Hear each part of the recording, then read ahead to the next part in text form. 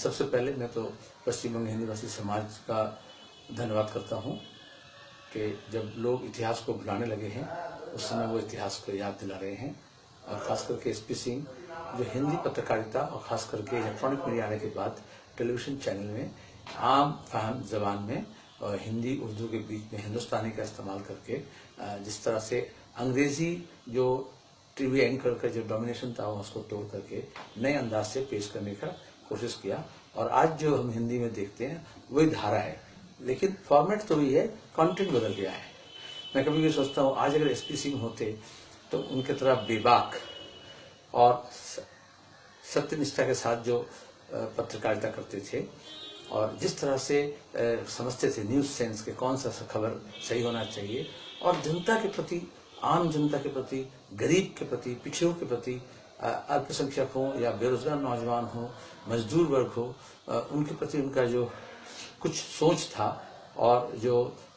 वो अपनी पत्रकारिता का इस्तेमाल करते थे उनके हक के लिए, तो आज के दिन में तो हम समझते हैं कितने बार नौकरी से निकाला जाता है। क्योंकि अभी तो सरकार के पक्ष में नहीं होने से और कुछ किस्म के दलाल तरीके से नहीं रहने से वो तो चाहे प्रिंट मीडिया हो और खास करके इलेक्ट्रॉनिक मीडिया में हो, वहाँ एंकर या न्यूज एडिटर या एडिटर को टिके रहने ही दिक्कत हो जा रहा है। जैसे हमने प्रसून वाजपेयी को देखा और कई लोगों को ऐसे देखे हैं कि एक फोन से उनके नौकरी को खतरा पहुंचता है। लेकिन ये तमाम चीज को दरकिनार करते हुए एसपी सिंह अपने समाजवादी सोच को ध्यान में रखते हुए और जिस तरह से एक मजदूर वर्ग के अंदर से उठकर आए थे गारोडिया के मजदूर क्षेत्र से, तो इसलिए उनका जो कमिटमेंट था वो आखिरी दम तक वहीं रहा और आज तक वो कान में घुसता है। ये थी खबर आज तक, इंतजार कीजिए कल तक। ये थी खबर अब तक, इंतजार कीजिए कल तक। तो वो ये जो एक काव्यिक भावना से वो परोसते थे खबर,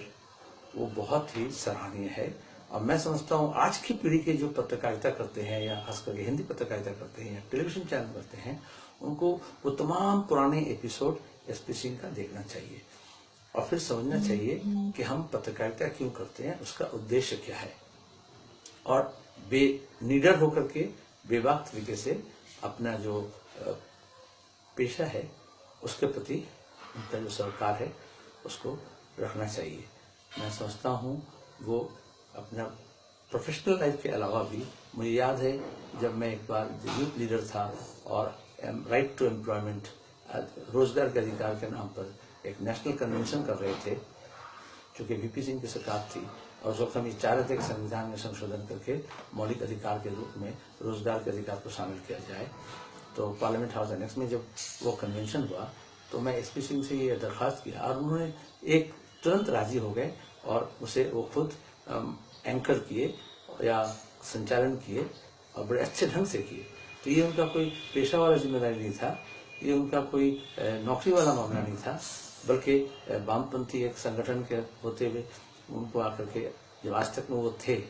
और इस काम को अंजाम देना उनके लिए एक बहुत साहसिक कदम था और